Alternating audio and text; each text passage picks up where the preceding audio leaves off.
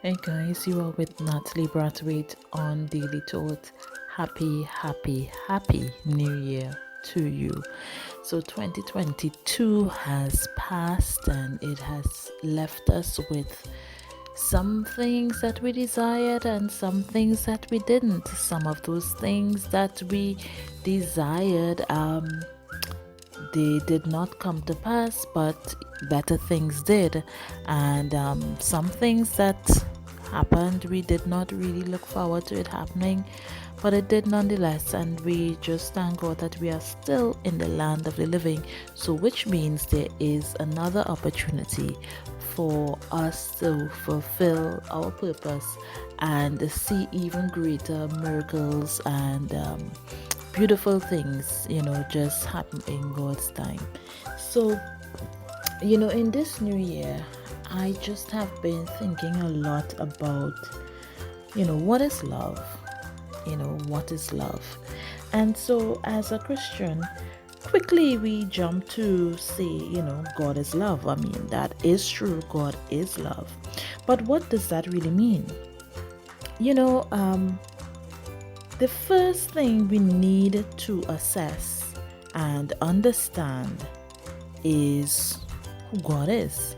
Because if we are saying God is love, then we need to know who is God. Who is the person of God? What is his personality? What is his character in order for us to truly understand what love is.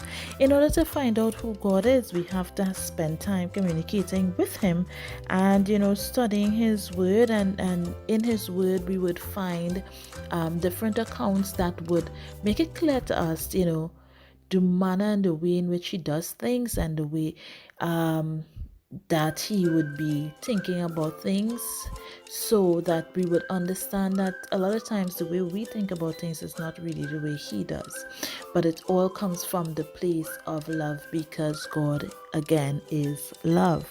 Yes. So when we have done these things, then we can understand what is love. And from my understanding, love takes different forms in differing situations.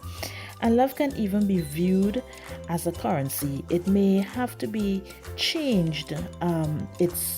It may have to be changed based on where it has to be shown, because it comes like different countries having different currencies. Sometimes money have a different look, but at the end of the day, it's still money, and that is what love has to do from time to time, in situation to situation, person to person kind of thing. Yeah. Example is that in the Bible, it was love in action when Jesus spoke to the fishermen um, in fishing terminology, because he knew that that is how they would understand his message easiest. So that was him showing love to them by breaking down what he had to say in a manner that they will receive it and understand it well.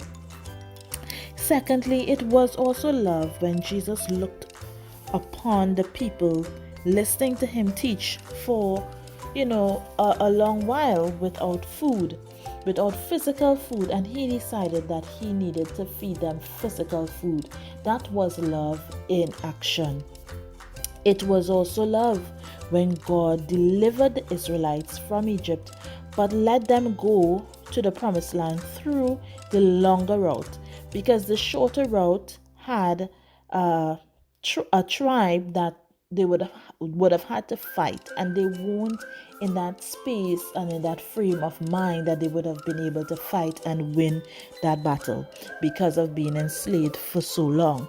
That was love in action.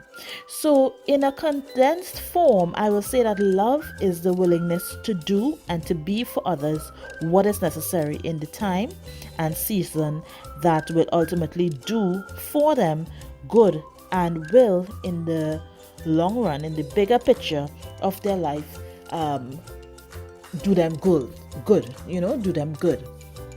So, in a nutshell, if I just say this one thing in a nutshell, I think it would sum up what is love. When we think about this one thing, that God sent his son to die for us. He sent part of himself to experience death for us so that we may live, that we may be able to return to our original state where we can be able to live eternally with him. You know, we had lost that ability, we had lost that communion when sin entered the picture, but he allowed part of himself to experience a physical death. Yes, he rose again, but he had to experience a physical death for us.